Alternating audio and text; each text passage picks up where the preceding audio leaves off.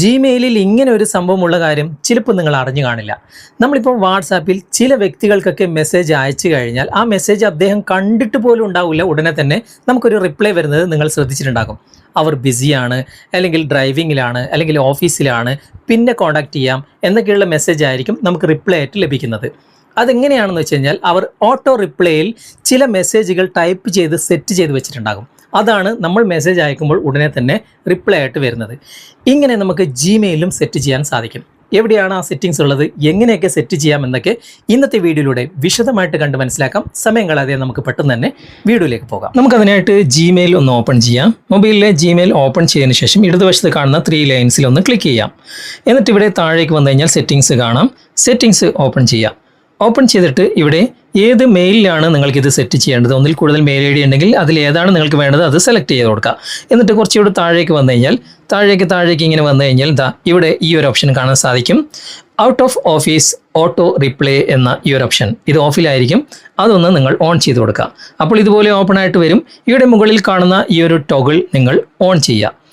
On ചെയ്ത് കഴിഞ്ഞാൽ ഏത് ഡേറ്റ് മുതൽ ഏത് ഡേറ്റ് വരെയാണ് നിങ്ങൾക്കിത് സെറ്റ് ചെയ്യേണ്ടത് അത് നിങ്ങൾക്ക് സെലക്ട് ചെയ്യാം. അത് എത്ര മാസം വേണമെങ്കിൽ സെറ്റ് ചെയ്യാം കേട്ടോ. ഞാനിപ്പോൾ 5-ാം തീയതി ഇന്നത്തെ ദിവസം തന്നെ ഞാനിപ്പോൾ സെറ്റ് ചെയ്തിട്ടുണ്ട് സ്റ്റാർട്ടിങ്. ഇനി ലാസ്റ്റ് ഡേറ്റ് നമുക്കിപ്പോൾ കസ്റ്റം ഡേറ്റ് ഉണ്ട്, 12 ഏപ്രിൽ വരെ ഉണ്ട്. കസ്റ്റം ഡേറ്റ് കൊടുത്തു കഴിഞ്ഞാൽ നിങ്ങൾക്ക് ഏത് മാസമാണ് ഏത് മാസം വരെയാണ് നിങ്ങൾക്ക് വേണ്ടത് അവിടെ സെലക്ട് ചെയ്യുക. ഞാനിപ്പോൾ ഇവിടെ ജൂൺ 12-ാം തീയതി സെറ്റ് ചെയ്തിട്ട് ഓക്കെ കൊടുക്കുകയാണ്.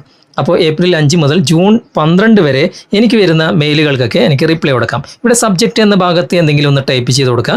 ഞാനിവിടെ ടൈപ്പ് ചെയ്യുന്നത് ഐ ആം ബിസി എന്നാണ്. ഓക്കെ, ഇവിടെ അങ്ങനെ ടൈപ്പ് ചെയ്ത് നിങ്ങൾക്ക് ഇഷ്ടമുള്ളത് നിങ്ങൾ ടൈപ്പ് ചെയ്യാം. പിന്നെ അതിനുശേഷം മെസ്സേജ്, എന്താണ് റിപ്ലൈ ആയിട്ട് മെസ്സേജ് പോകേണ്ടത് അതിവിടെ കൃത്യമായിട്ട് ടൈപ്പ് ചെയ്ത് കൊടുക്കുക. ഞാനിപ്പോൾ ഇവിടെ ഐ ആം ഡ്രൈവിംഗ് എന്നാണ് ഇവിടെ ടൈപ്പ് ചെയ്യുന്നത്. നിങ്ങൾക്ക് ഇഷ്ടമുള്ളത് ടൈപ്പ് ചെയ്യാം. നിങ്ങൾ ഏതെങ്കിലും വർക്കിലാണെങ്കിൽ അങ്ങനെ ടൈപ്പ് ചെയ്യാം, അല്ലെങ്കിൽ നിങ്ങൾ പിന്നീട് റിപ്ലൈ കൊടുക്കാം, അങ്ങനെ നിങ്ങൾക്ക് ടൈപ്പ് ചെയ്യാം. അതൊക്കെ നിങ്ങൾക്ക് ഇഷ്ടം പോലെ ടൈപ്പ് ചെയ്ത് കൊടുക്കാം. ഇവിടെ താഴെ കാണുന്ന send to my contact only എന്ന ഭാഗം ക്ലിക്ക് ചെയ്ത് കഴിഞ്ഞാൽ നിങ്ങളുടെ കോൺടാക്റ്റ് ലിസ്റ്റിലുള്ളവർക്ക് മാത്രമാണ് റിപ്ലൈ പോവുക. അവിടെ ടിക്ക് മാർക്ക് കൊടുത്തു കഴിഞ്ഞാൽ ഓക്കെ, അതിൻ്റെ ആവശ്യമില്ല. എല്ലാവർക്കും റിപ്ലൈ വേണമെന്നുണ്ടെങ്കിൽ ഇവിടെ ആ ഒരു ടിക്ക് മാർക്ക് ഒഴിവാക്കുന്നതാണ് നല്ലത്. അതിനുശേഷം മുകളിൽ കാണുന്ന ഡൺ എന്ന ഭാഗം ക്ലിക്ക് ചെയ്ത് കഴിഞ്ഞാൽ ഓട്ടോ റിപ്ലൈ ഇവിടെ സെറ്റായി കഴിഞ്ഞു.